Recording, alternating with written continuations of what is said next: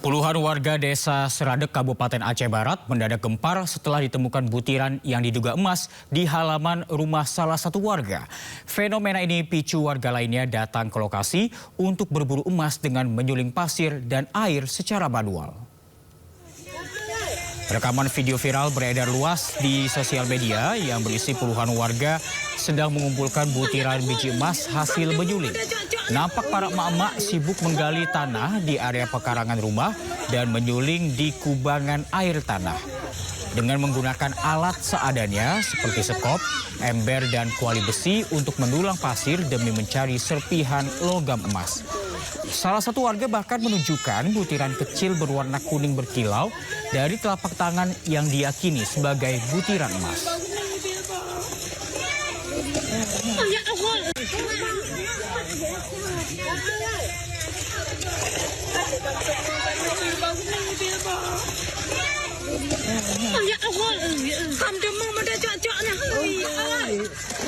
Kita ke informasi berikutnya, pemirsa. Guna bantu warga Aceh terdampak bencana, Menteri Pertanian Amran Sulaiman beli 40 ton cabai dari petani di Aceh.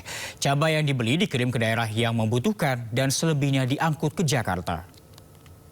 Selebihnya kita angkut ke Jakarta. Kami langsung kirim uangnya, bayar kontak di lapangan. Kenapa? Kasihan saudara-saudara. 40 ton cabai dibeli dari sentra pertanian di Kabupaten Aceh Tengah dan Bener Meriah.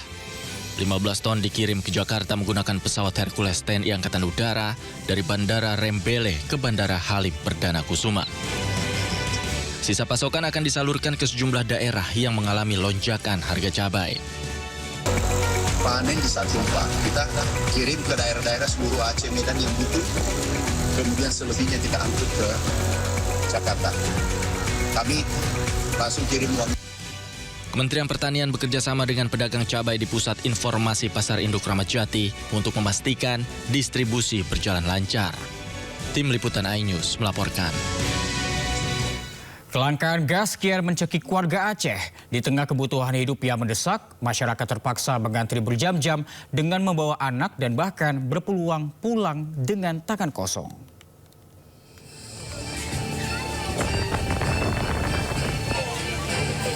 Gas yang seharusnya mudah didapat kini menjadi barang langka.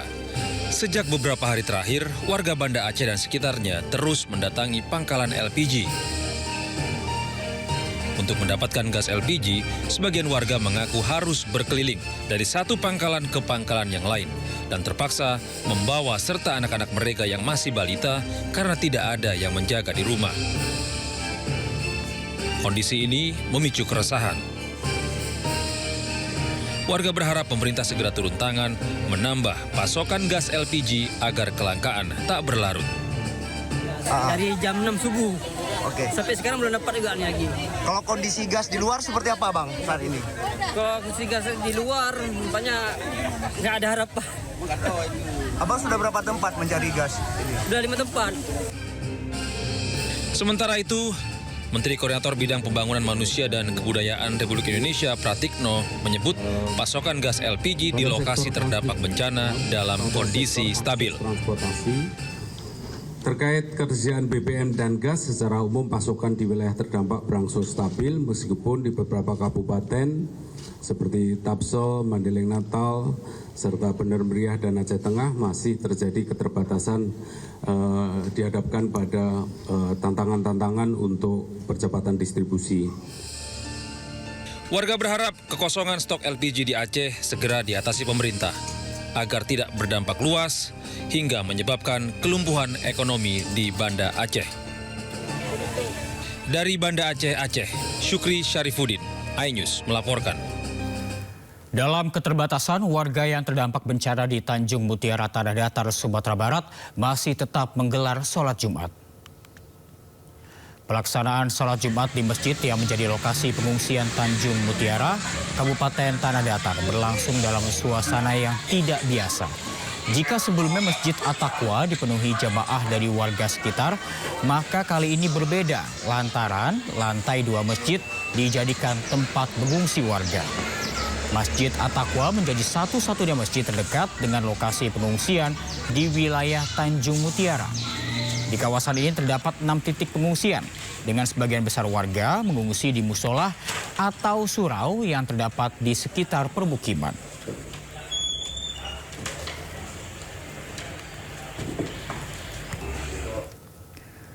Presiden Prabowo Subianto tercatat 7 kali meninjau daerah terdampak bencana di Sumatera. Kunjungan bertujuan untuk memastikan percepatan penanganan darurat serta pemulihan di daerah terdampak. Dan saya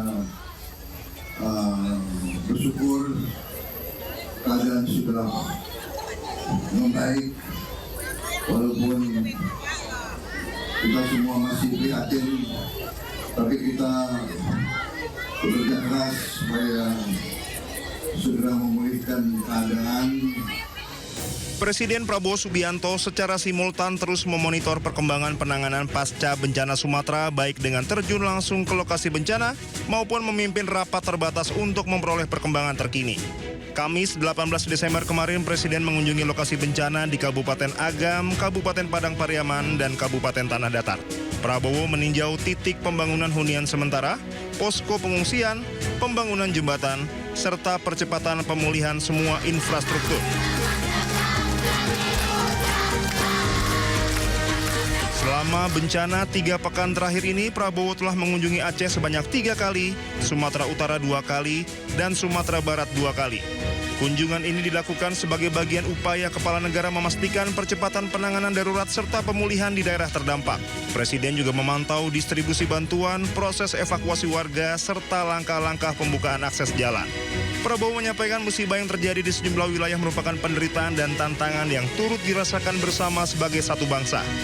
Di tengah cobaan dan berbagai bencana yang melanda, Presiden yakin dapat mengatasi setiap ujian yang dihadapi secara bersama-sama. Kehadiran Presiden di lokasi bencana diharapkan memperkuat koordinasi lapangan dan memastikan seluruh upaya penanganan berjalan efektif, cepat, dan terkoordinasi. Pemerintah terus bekerja memastikan keselamatan warga serta percepatan infrastruktur penting di wilayah terdampak.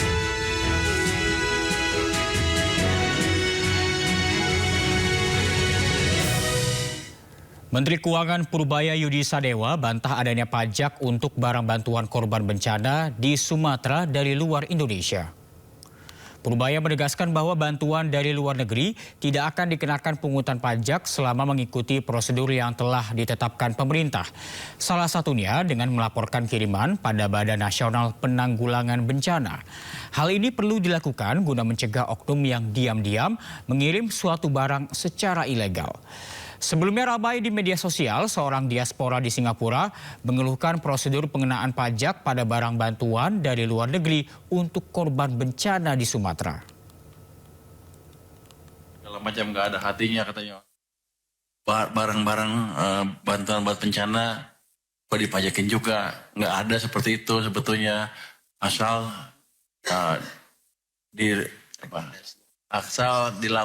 melalui prosedur tertentu. Dia tinggal lapor aja ke BNPB, kita langsung pas. Gitu kira-kira. Karena nanti kalau nggak ada yang nyolong-nyolong juga tuh. Tinggal masuk. Jadi nggak benar kata beberapa media.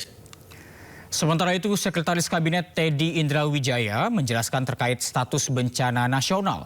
Tak hanya itu, Teddy juga tegaskan pemerintah terus ada bersama korban bencana di Pulau Sumatera. Ada pihak-pihak yang terus saja membahas status bencana nasional.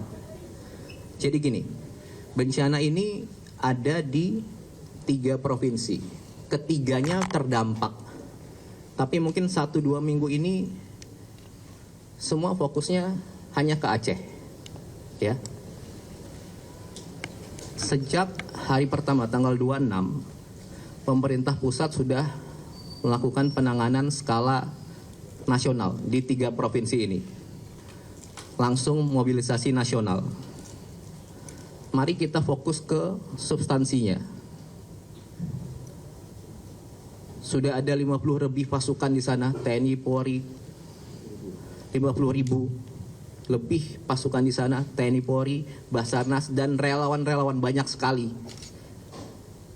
Di seminggu pertama ada 26.000 seperti Pak Kasat bilang saat awal-awal. Dari yang sudah ada di sana. Kemudian yang kedua, katanya kalau nggak bencana nasional, anggaran nggak dari pusat. Bapak Presiden sudah jawab dari awal. semuanya ini akan menggunakan dana pusat. Disampaikan 60 triliun sudah dikeluarkan secara berangsur untuk membangun kembali rumah sementara, rumah hunian tetap, fasilitas semuanya, gedung DPRD, kecamatan juga, dan juga langsung